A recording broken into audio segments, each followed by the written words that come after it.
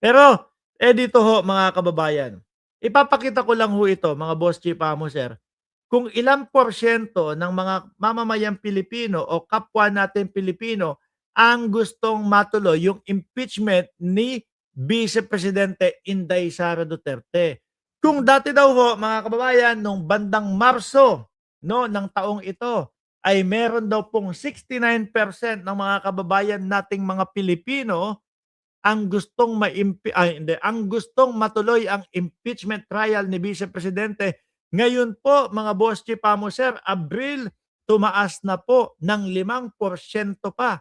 Ibig sabihin 'no mga kababayan, 3/4 'no, ng mga, Pilipino ay gustong matuloy ang trial ng impeachment ng ating Vice Presidente. Alam niyo mga DDS, sana nandiyan kayo, nakikinig kayo, ano? At anuhin niyo lang, i-analyze niyo itong sasabihin ko. Alam niyo itong impeachment na ito para sa Vice Presidente, pabor sa kanya ito, ano? Sino maniniwala na pabor sa Vice Presidente itong impeachment na ito na kakaharapin niya? Pabor bakit 'to natin nasabi yan mga kababayan? Pabor dahil kapagka napatunayan nila na ang Vice Presidente ay hindi lumustay, hindi gumamit, hindi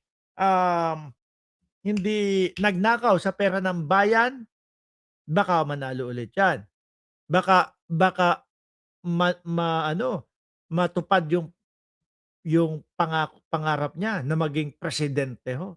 Tsaka miski yung mga manonood, pagka narinig namin ang depensa 'no, ng kampo ng Vice Presidente, mga boss chief amo sir, na tama naman at dapat paniwalaan, baka ultimo ho kami, bumoto diyan sa 2028.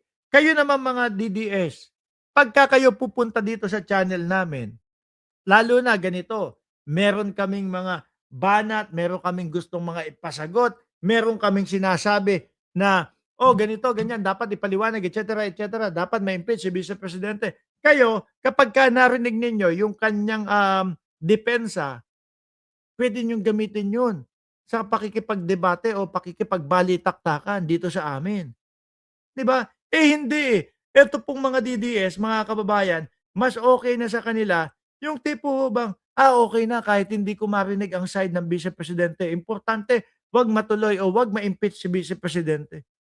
Para kayong ano, parang gusto niyong lagi kayong nangangapa sa ano, nangangapa sa dilim, ayaw niyong malaman yung katotohanan. Kahit na, magmukha kayong mangmang, kahit na magmukha kayong mga uto-uto, okey lang. Basta walang impeachment na mangyayari. Sabi ni Sir Sunny Reyes, kaso walang depensa. Ang lalayo ng sagot. At alam niyo po ba, ano ang sabi nila sa mga DDS? Ang sabi ho nila sa mga DDS, mga boss chief amo sir ay, "Reading-ready, handang-handa na kami na sagutin itong, impeachment doon sa Senado." Pero eto lang, kalaunan lang ho, lumalapit sa Supreme Court para ano, para ipabasura daw po yung impeachment ng Vice Presidente, mga kababayan. Akala ko ba ready sila? Akala ko ba okey na sila at handang-handa na doon sa kanilang mga, um, doon sa kanilang mga ano, pangsasangga. Pero bakit kabaliktaran ho yung ginagawa mga bossing, 'di ba? Patuloy nilang ginagawa 'yan, so ang nangyayari ho, yung taong bayan lalong napapaisip, siguro itong kampo nito, guilty 'to. Biruin mo, sasabihin, ipagyayabang 16 na mga abogado ang kanilang ano, ang kanilang abogado. Oh, bakit hindi maipagtanggol ang Vice Presidente? Bakit hanggang ngayon wala pa rin tayong naririnig na mga, ano sa kanila, na mga ano tawag dito, depensa galing sa kanila. 'Di ba? Kasi kung gusto mo na talagang lumakas ka, bayang Pilipino ang kailangan mong lapitan, 'di ba? Ipaliwanag mo sa bayang Pilipino, marunong kayong mag-live, marunong kayong gumamit ng social media, 'di ba? Isang live lang, "O ganito po mga kababayan, eto po yung, sinasabi nila na nilustay kong pera." Ipapaliwanag ng Vice Presidente lahat iyon 'no. Pag napaniwalaan namin kayo at nakita namin, sincere ang Vice Presidente, totoong hindi lumustay ng pera. Baka kami pa magsabi, hinto na yang impeachment na yan. Ayan naipapaliwanag na ng Vice Presidente. Isa din po sa pinapaniwalaan ko mga kababayan kapagka ikaw alam mo yung katotohanan, talagang talagang hindi ka titigil para ipaintindi sa mamamayang Pilipino yang katotohanan na yan. Pero sa kanila ang estilo ho nila puro iwas lang ho, 'di ba Lito the Great? Puro puro iwas lang po. Kaya ang nangyayari ho mga bossing, yung mga kapwa o yung mga DDS o kampo ng DDS, tinatabangan na po sa kanila. Gusto niyo pong malaman, eto. Kamatis Tignan niyo na lang po, birthday ng Vice Presidente na si Sara Duterte.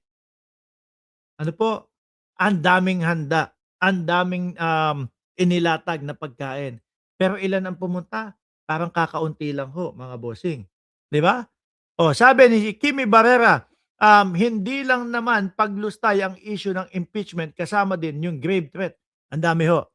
Actually, ang nakikita ko, 4, 'no? Um, Yoong confidential funds na sinasabing nalustay yung pera. Ang ikalawa ho, mga kababayan, yung grave threat sa pangulo, asawa ng pangulo at pinsan ng pangulo. Yung bribery daw po sa Department of Education na may mga nagsasabi na sila ay nakatanggap ng pera, na nasa puting sobre. Pangapat, yung sinasabi ni Madriaga, na yung pondo o yung ginamit na pera doon sa kampanya ng Vice Presidente ay galing daw po sa mga lord ng mga ipinagbabawal na gamot. Lahat 'yan sasagutin ng Vice Presidente, 'no?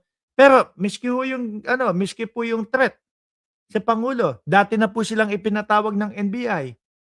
Pero ano ginagawa nila? Iwas, 'di ba? Kaya ang taong bayan, yung mga, dating taga-suporta nila tinatabangan na po. Tingnan niyo po nakahanda, ang dami.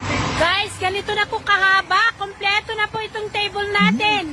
May saging, may itlog, kamatis, daing, talong, okra. Ayan, red egg, pansit. Lahat Dami, tapos nilalagpasan lang ng mga sasakyan ng mga tao, na po. Andito na po. Ayan, kompleto na mga kababayan. Mabuhay! Yes! Yung mga vlogger na lang ang pumupunta ho, mga bossing. No? Ayan, tingnan niyo. Happy birthday, Happy Vice birthday! President Sara Oh. Duterte! Biruin mo, birthday pa ng Vice Presidente.